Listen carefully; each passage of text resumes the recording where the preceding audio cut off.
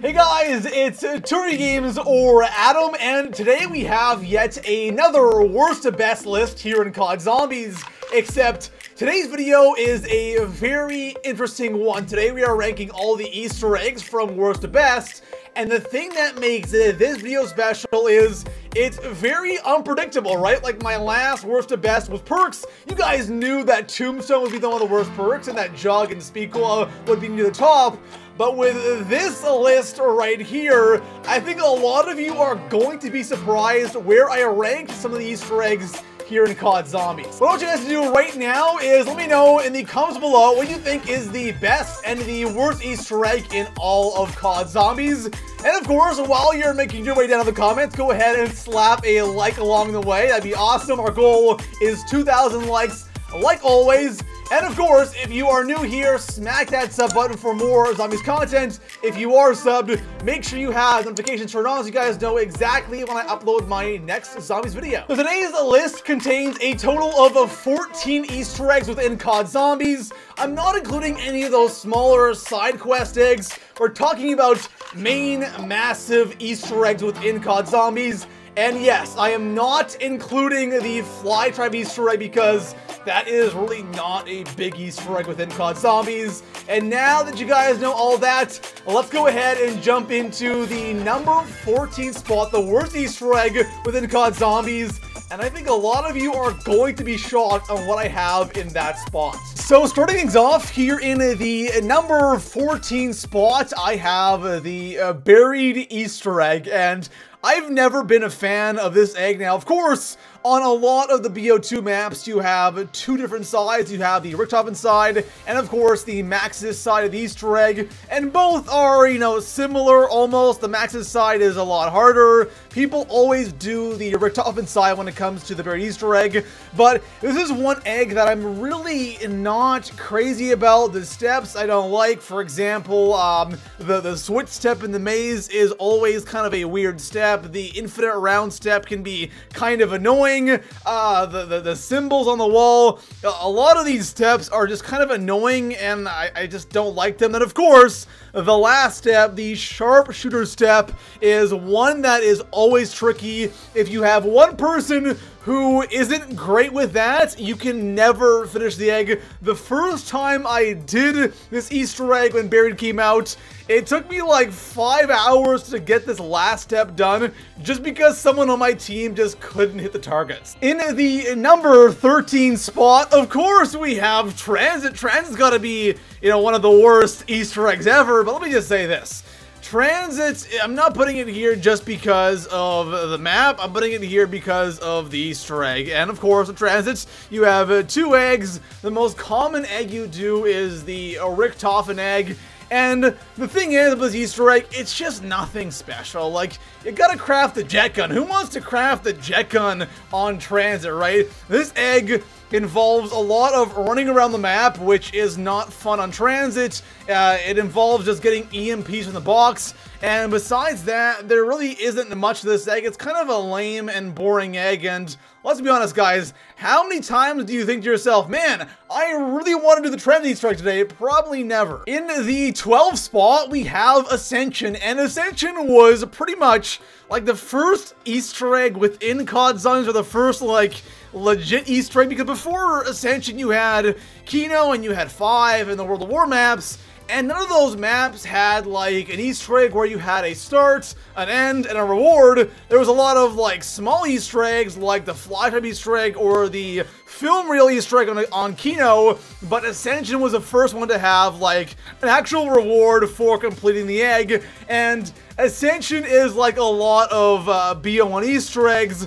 They are, you know, they're cool. It's one of the first, but they aren't really that memorable. The steps are, you know, nothing too crazy, nothing too insane like we see later in COD Zombies, but it's just an okay egg. In the 11th spot, we have ZNS, and ZNS is one of the Easter eggs that, again, it kind of fits in with some of these other eggs we've talked about.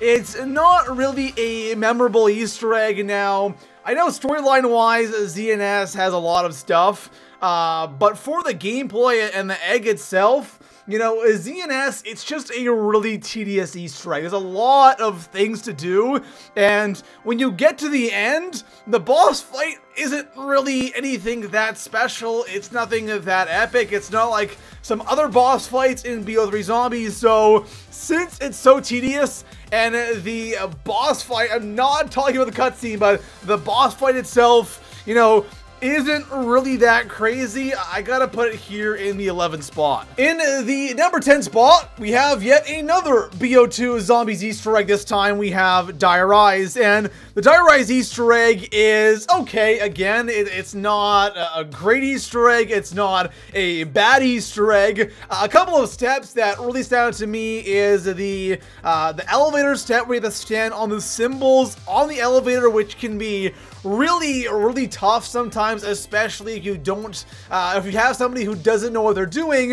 And then of course the Mojang tile step can be kind of confusing as well, but this was back when Easter eggs were really for the hardcore players. In the number 9 spot, we have Shangri-La, and Shangri-La is a pretty awesome Easter egg. It's still one of those eggs that is geared toward, you know, those hardcore players, because for a casual player to go this egg, it's not easy. But anyways, back when BO1 Shang first came out, to be honest with you guys, I could have just stood there and let other people in my game who knew what they were doing do all the steps, like the gong step. I have no idea about the symbols.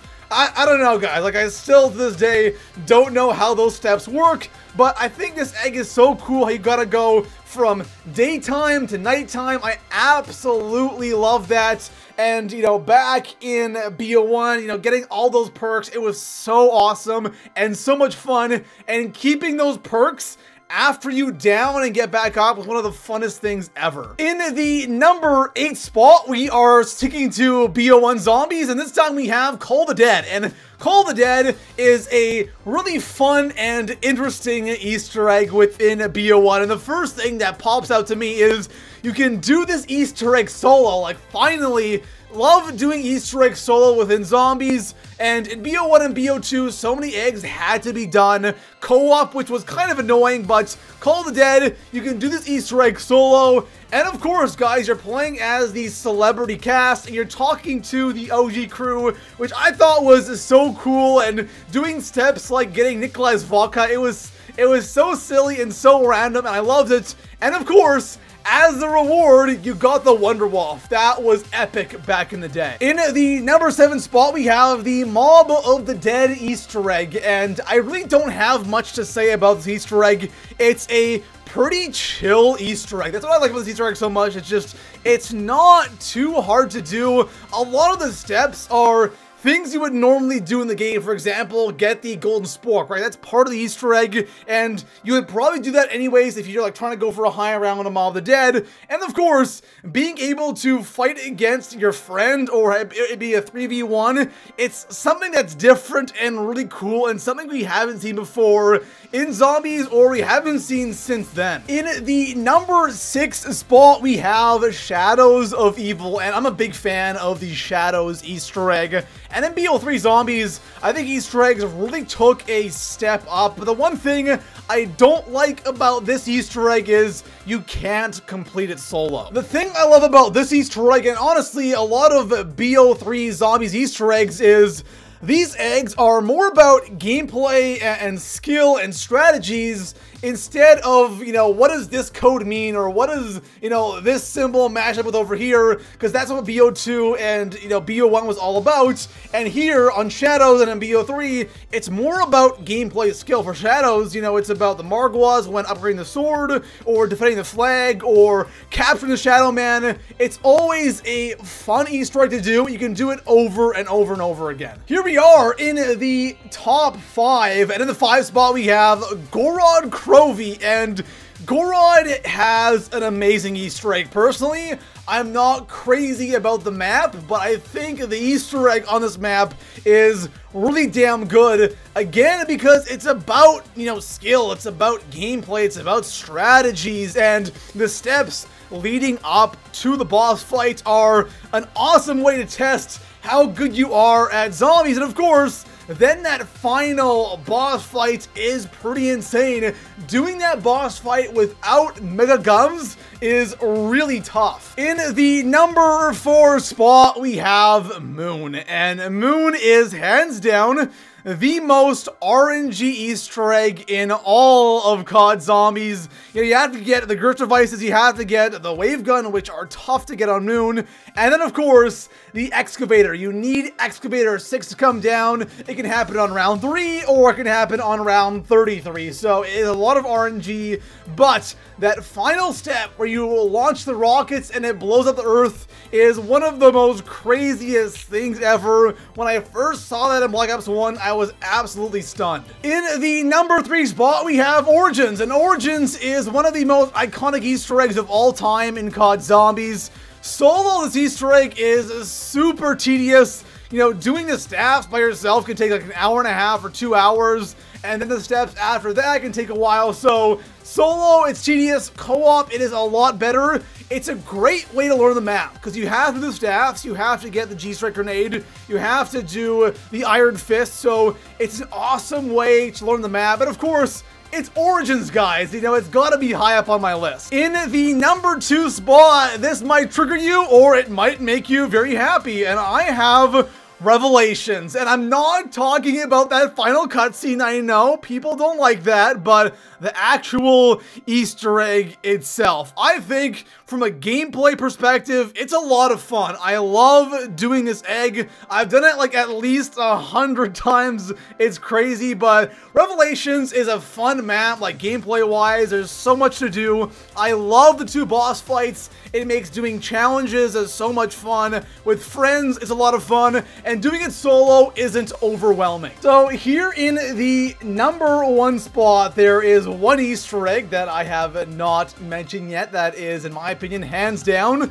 the best Easter egg to do in COD Zombies, and that's DE. I think the DE Easter egg is the most replayable Easter egg. It is one of the funnest Easter eggs to do with both solo and co-op, and in my opinion, it's just a better version of the Origins Easter egg. The reason why I say it's a more enjoyable version of the Origins Easter egg is because in Origins, you have 4 staffs, DE 4 bows. In Origins, solo, you have to craft and upgrade all 4 staffs. Here on DE, you only have to craft and upgrade 1 of the bows, so it's a lot better solo, and it is a great Easter egg for newer players. The steps aren't that difficult, and of course the bows aren't tough to upgrade as well. They're powerful. The boss fight isn't too hard. It is not too easy. In my opinion, it's just the perfect Easter egg within COD Zombies. There we go, guys. That is every Easter egg within COD Zombies ranked from worst to best. If you guys have any ideas for future worst to best lists, let me guys know right now in the comments below. And besides that, guys, I'll see you in the next one. Peace out.